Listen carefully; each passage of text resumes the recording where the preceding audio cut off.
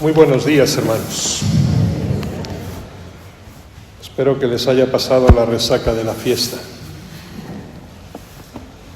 Yo aproveché el día de ayer también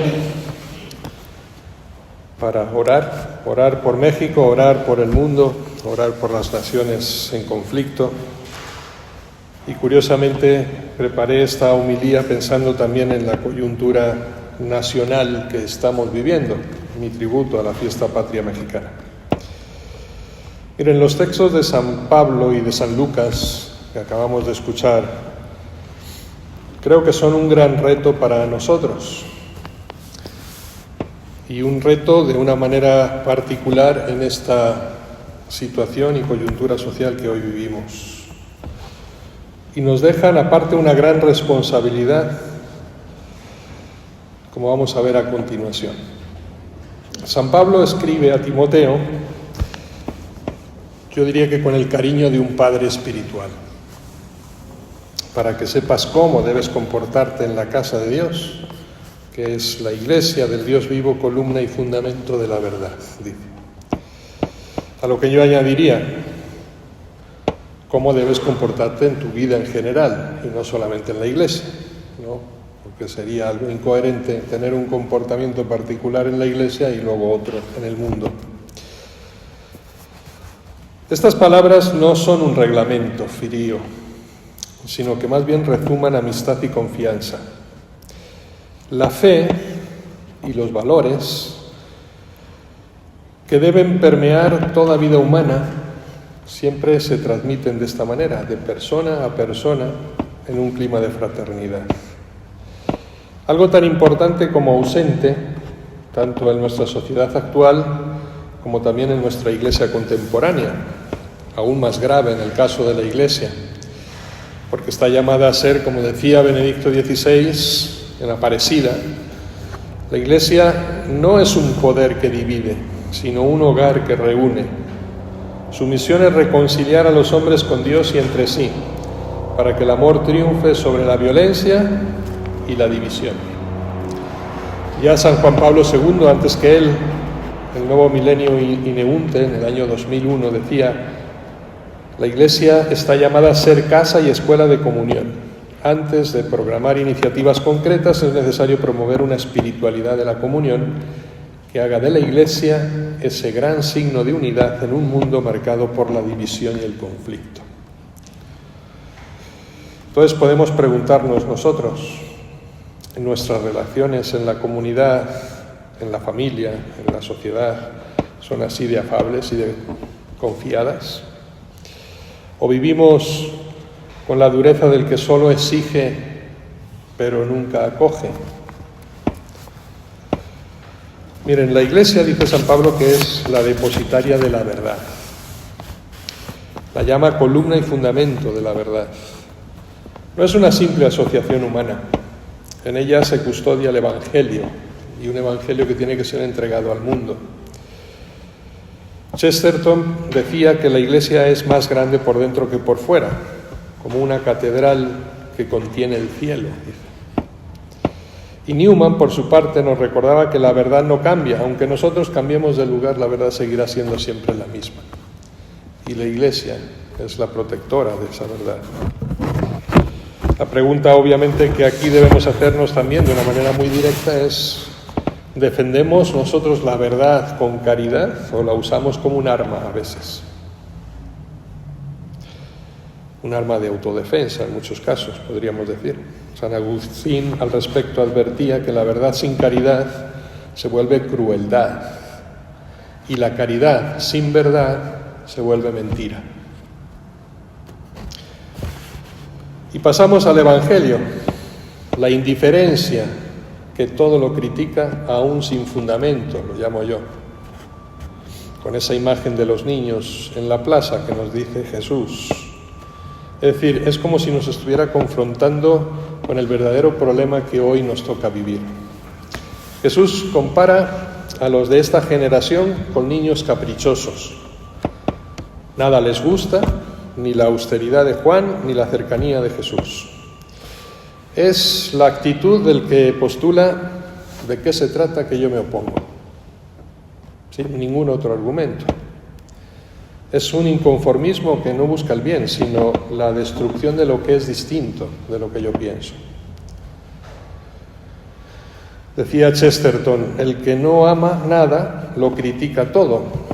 El que es capaz de amar algo va a entender algo. O Carl Lewis cuando decía, el mal del hombre moderno no es aceptar nada, no aceptar nada, que no haya inventado él mismo. Todo lo demás es fallido. Yo creo que podemos ver esta lógica en muchos ámbitos. La polarización política que estamos viviendo, las redes sociales, con los fake news, los debates ideológicos. Cuando el criterio es solo que no sea lo que tú dices, entonces terminamos minando cualquier tipo de convivencia y escalando el clima de tensión hasta la violencia. Lo vemos en el reciente asesinato del activista político americano Charlie Kirk, que creo que ha sido noticia internacional, de este joven de tan solo 22 años.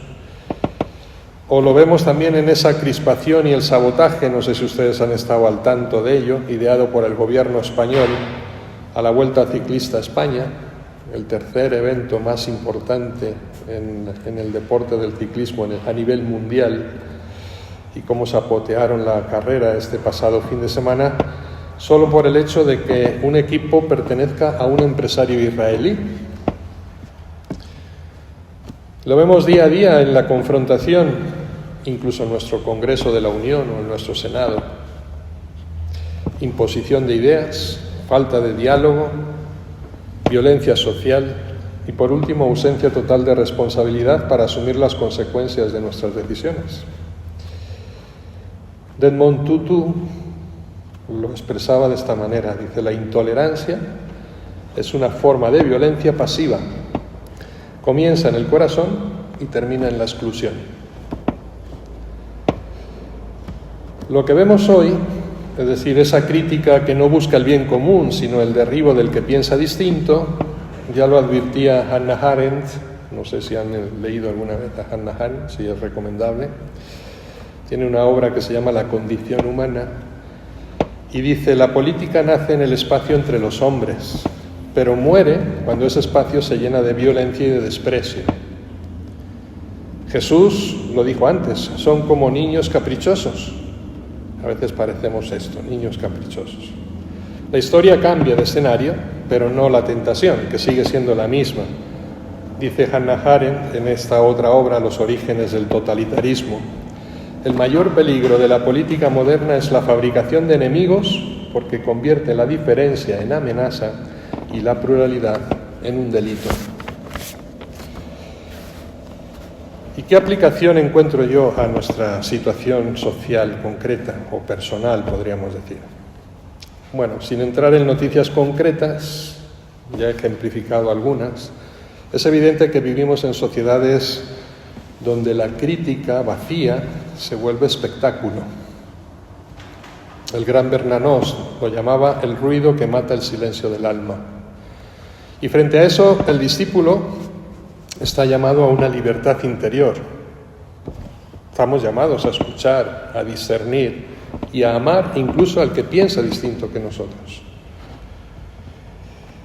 Martin Luther King Jr. decía, en La fuerza del amor, en Strength of Love, la oscuridad no puede expulsar la oscuridad, solo la luz puede hacerlo. El odio no puede expulsar el odio, solo el amor puede hacerlo. O en ese otro discurso en la Universidad de Cornell, cuando decía, hemos aprendido a volar como los pájaros, a nadar como los peces, pero no hemos aprendido el sencillo arte de vivir como hermanos. Esto nos está pasando. Qué distinto el retrato narrado en esa afabilidad de San Pablo, en esa paciencia de Cristo, que nos invitan a un mismo camino, construir relaciones fraternas en la Iglesia, que es la casa de la verdad, rechazar la indiferencia que solo destruye y dar testimonio de una verdad que se hace atractiva precisamente por el amor con que se pronuncia. Y sigo nuestra reflexión con una difícil, pero no por eso menos magnífica obra de Iris Murdoch, La soberanía del bien. Un libro recomendable, pero muy, muy, muy difícil de leer. Ella afirma, dice, el verdadero bien solo se descubre cuando dejamos de mirarnos a nosotros mismos. El ego es una nube que distorsiona toda la visión de la real.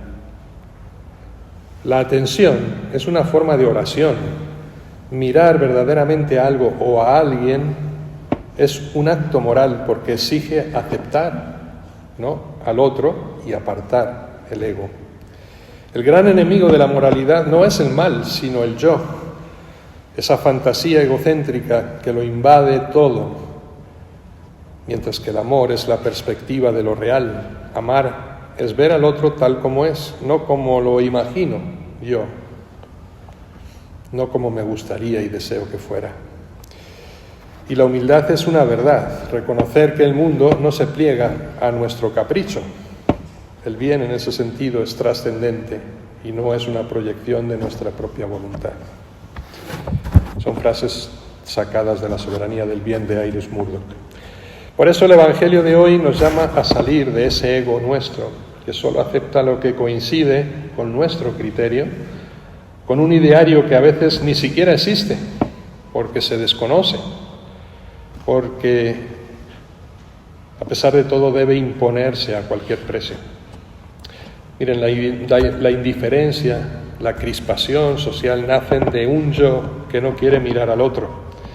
Y cuando ese yo individual, autócrata, se convierte en grupo, se convierte en partido, se convierte en ideología, surge una polarización social que representa el inicio de un totalitarismo. Totalitarismo que cuando es ignorante se llama populismo. Estamos hablando del principio del fin de un sistema democrático que tiene su fundamento en la pluralidad, en la diversidad y en los consensos sociales. Levitsky y Ziblatt, autores de ese libro famoso y muy actual, ¿Cómo mueren las democracias?, observan que las democracias no mueren de golpe, sino por la erosión cotidiana de la tolerancia y del respeto mutuo. Y lo mismo ocurre en la vida cristiana. La división no empieza con un gran estallido, sino con la indiferencia y el desprecio del hermano. Miren, las muertes de Juan Bautista y de Jesús de Nazaret fueron una cuestión política, las dos. Como dice el mismo Levitsky, cuando la política se convierte en una lucha existencial, el adversario deja de ser un rival para convertirse en un enemigo. Y cuando se ve como enemigo, entonces todo vale para destruirlo. Da igual el argumento que se elija. La democracia muere, las personas mueren, la fraternidad muere, cuando los ciudadanos dejan de defender las normas informales de tolerancia y de autocontrol que en el fondo la sostienen. Miren, San Francisco de Sales, ese maestro de la afabilidad, dijo que la verdad que defendemos jamás sea sin caridad y que la caridad que vivimos jamás sea sin verdad. Esa es la base de toda fraternidad social. En un mundo tentado por la polarización, recordemos lo que enseñaba el Concilio Vaticano II, dice: la Iglesia es signo e instrumento de unidad de todo el género humano.